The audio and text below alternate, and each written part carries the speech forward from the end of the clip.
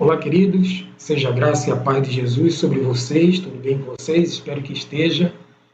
Hoje, segunda-feira, estaremos iniciando mais uma série de reflexões, hoje falando sobre estratégia da pregação de Pedro. E aí falaremos pontualmente sobre o Deus de Abraão. Este discurso de Pedro não é aquele do capítulo 2, em que Pedro prega e mais de 3.000 pessoas, 3.000 almas, são convertidas ao cristianismo.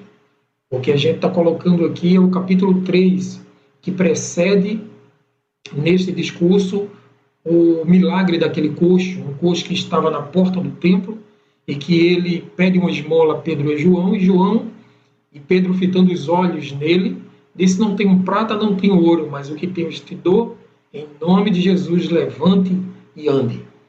E daí em diante, quando ele deu aquele salto, louvou e engrandeceu ao nome do Senhor, entrou com Pedro e João no templo, na hora nona, para orar, e todos ficaram maravilhados. E aí entra a situação do discurso de Pedro, do discurso de João, em que estavam ali para cumprir e para fazer a vontade do Senhor. E é interessante que esse discurso, ele inicia com a genealogia, mostrando aí a importância para os judeus da genealogia, mostrando Abraão, que foi o início do contrato ou da aliança, em que os judeus entendem que através de Abraão todo o povo de Israel foi abençoado. Então, quando olhamos um pensamento aí de um autor desconhecido, entendemos que conhecer a genealogia aproximava a ideia de paternidade e filiação no indivíduo, num povo e numa nação. Os judeus tinham como prioridade conhecer o teor daquela mensagem, se tinha vínculo com Abraão, com Isaac, com Jacó e com os demais patriarcas e com os demais personagens bíblicos.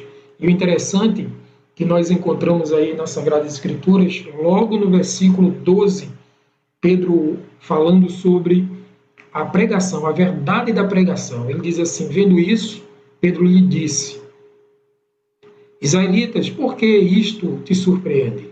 Por que vocês estão olhando para nós como se estivéssemos feito este homem andar por nosso próprio poder ou piedade?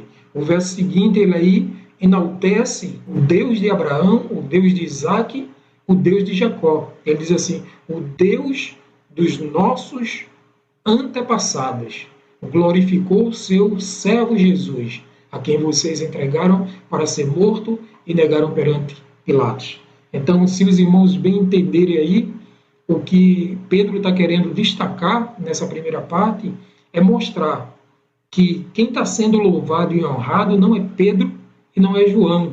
Quem deve ser louvado e honrado deve ser o Deus de Abraão, o Deus de Isaac e o Deus de Jacó, mediante Jesus Cristo, que morreu lá na cruz do Calvário.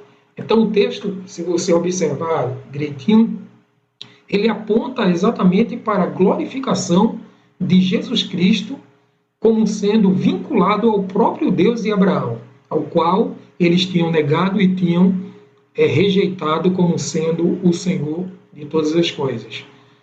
Lá na frente entendemos aí que em Mateus capítulo 1, verso 1 e versículo 2, que a filiação e a paternidade estavam intrinsecamente ligadas com a genealogia, né? Registro da genealogia de Jesus Cristo, como diz lá em Mateus 1, verso 1 e 2, filho de Davi, filho de Abraão, mostrando aí que Jesus Cristo ele tinha uma raiz genealógica com Abraão, e depois ele fala no verso 2, Abraão gerou Isaac, Isaac gerou Jacó, Jacó gerou Judá e seus irmãos.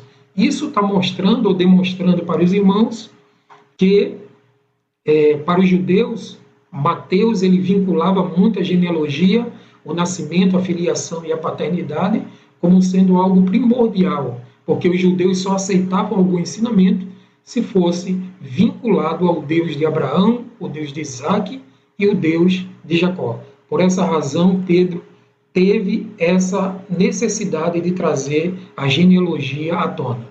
Santo Agostinho, por exemplo, ele coloca uma frase muito interessante. Ele diz: ser cristão não é conquistar Cristo, mas deixar-se conquistar por Ele. Deixa que Ele conquiste em ti, que Ele conquiste para ti, que Ele te conquiste. É notório que o milagre que aconteceu com aquele coxo não foi proveniente do poder, como disse Pedro, o poder que estava nele, por ele mesmo, mas o poder que estava nele pelo Espírito Santo de Deus, vinculado ao próprio Deus de Abraão, de Isaac e de Jacó. Que esse Deus de Abraão, de Isaac e de Jacó encha teu coração de alegria, de paz e de contentamento neste dia. E que o Senhor te abençoe e te guarde, que o Senhor faça resplandecer o seu rosto sobre ti e tenha misericórdia de ti. Que o Senhor sobre ti levante o seu rosto e te dê a paz.